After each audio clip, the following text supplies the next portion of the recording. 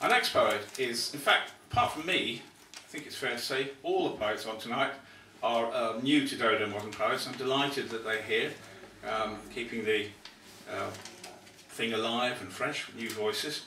And our next performer, Jill Abram, is very active in the London poetry scene. She's the director of Malika Kitchen, which is a poetry collective.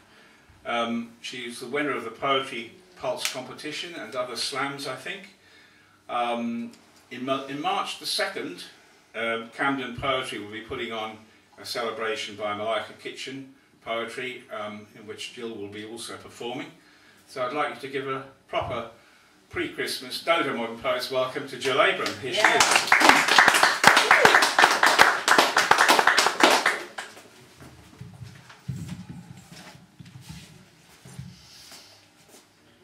Aspiration. I wish I was cool. I want to be in with the in crowd, one of the gang instead of left out, but I lack the style to set a trend, so they didn't want me to be their friend. I am aware that I've always been square and I shouldn't care, but I do, so there it is. And I may be a fool, but I wish I was cool. I wish that I was cool enough, if a guy doesn't call, not to give a stuff. Cooler still, to know he will. Coolest yet, to play hard to get. I'd like to be cool and not get weak knees whenever I meet celebrities. Cooler still, not to feel a thrill. Coolest by far, not to know who they are. But usually I drool. Oh, I wish I was cool. I remember back to my class at school, we all thought the Fonz was the king of cool. He clicked his fingers and let out a hey, and they all came running. Such happy days. Imagine being as cool as Barack, the coolest leader of any nation. I'll never have what it takes for that, so it will just be in my imagination. Or the Fonz rocks, Obama rules. I wish I was cool. If I was cool, I'd play in a band. My MySpace page would have plenty of fans. My followers on Twitter would wait for my tweets. My clips on YouTube would have hundreds of hits. Wherever I went, I would travel by taxi, wearing dark glasses to fox paparazzi. I'll have a penthouse flat with a private pool, and there'll be all these people who'll think that I'm cool. Yeah. Thank you. And thank you to Patrick for inviting me to come and perform today. He said it's my first time here at Dodo, and I'm just wondering whether you're as worried as about what I think of you as...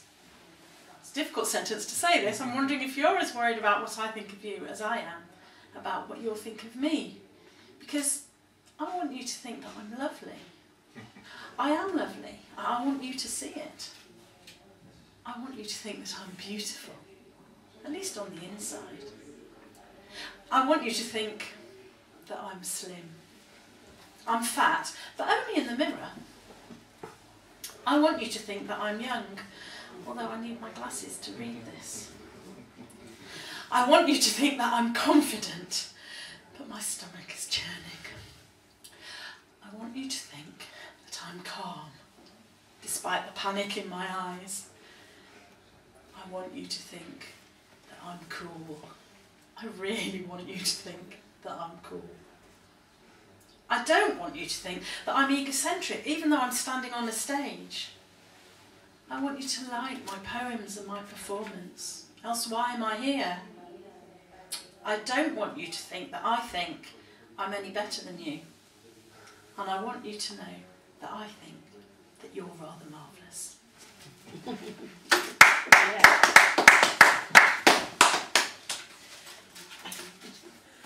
And because I think you're marvellous, I'm going to tell you some of my secrets. This poem's called Sweet Dreams. I'm alone in bed, my own big bed. I can spread eagle, I can sprawl. There's no one to know, much less mind if I snore. I can hog the quilt, I can fart under the cover. can wriggle and fidget without disturbing another. There's no more roll together. There's no more too many limbs. Oh, I'm sleeping so much better now I'm sleeping without him. I'm alone in bed. Again. Sleeping diagonally is losing its novelty. I'd much rather spoon and snuggle through the night. I might find someone soon. I might. Actually, between you and me, I've been wondering how long it'll be before I get to have sex again. I mean, I will. I'm just wondering when. I'm alone in bed, as usual. It's getting to be a bad habit. I've even gone out and bought me a rabbit. But a Duracell bunny's not nearly as good as a flesh and blood fella, especially with wood, who'll do what you say just to get his own way and satisfy his lust with plenty of Oh, I say. Too risque. I got carried away. So the only thing to make me moan and groan is the fact that I'm sleeping alone. Yeah.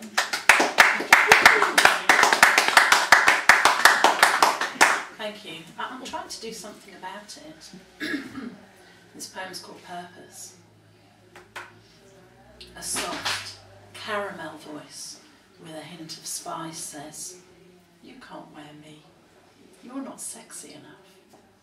She wants long legs with perfume behind the knees. She has an aura of sensuality and flirting. She desires to be touched by strong, manly hands all over, sliding her zip down. She hopes to be abandoned, crumpled on the floor for hours, for then her work will be done.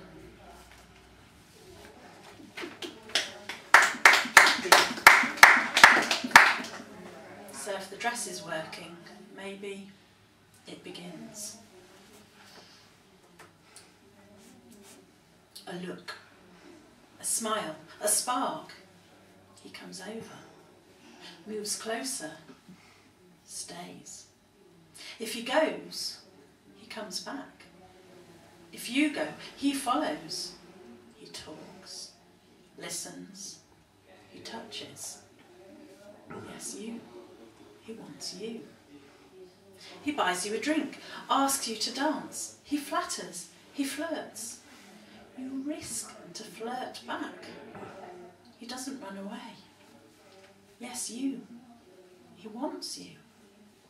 He doesn't go for another cigarette because you don't like it. And he doesn't want to part before the deal is closed. You kiss. He takes you home. But do you want him?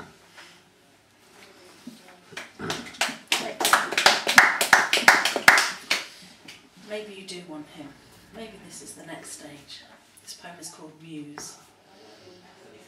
His molasses voice lulls me, but his words have a chilly burn and the tingle begins.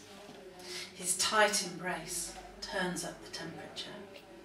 His hand strokes my face, stokes the furnace, and then a kiss. With spicy lips and curious tongue, his kiss sparks ignition. Then he leaves with promises of future feasts and fire. I was really looking forward to the chance to write a second verse to that poem. But when he left with all those promises, he left with my phone number, but he never bloody rang it. So I couldn't bring myself to write the second verse. It would have brought it down. So I'm still hoping. I'm still out there on the market. And, you know, I used to have a lot of tick boxes that I was looking for in a man, and these days I only have two, and I don't expect to find them in the same man. He must either be rich or sincere. And there's something else I'd quite like as well. In my last poem for this set, I'll tell you about it. And this poem is called Tempia Tuft. Who are these queens of the fake tan and the false lash, who apply pressure to men to apply the wax. Leave them alone and leave me to have some fun, because I like a hairy chest.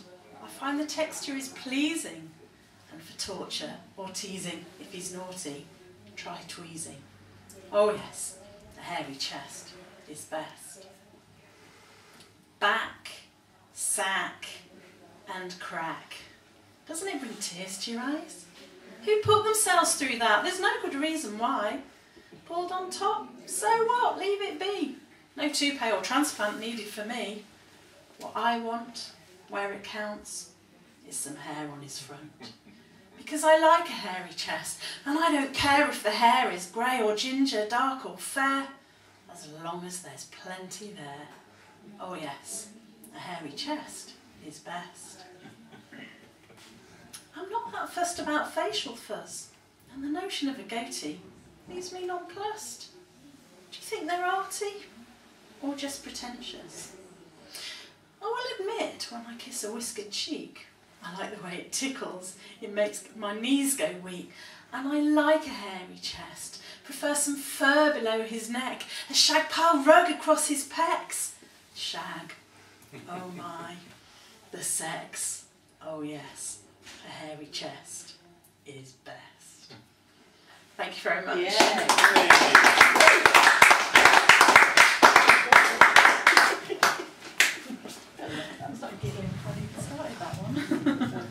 I think it's fair to say that all male poets are both rich and sincere, so you've come to the right place. Yay, see me after.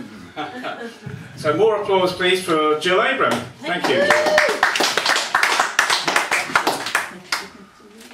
Okay, as I said, tonight all our poets are coming here for the first time. And Charlie Dupre's on next was introduced to me by another very excellent poet, Amy McAllister, who read with us a couple of months ago. And Charlie started as a drum and bass MC before moving into spoken word. He's in the national final at the Hammer and Tongs Slam,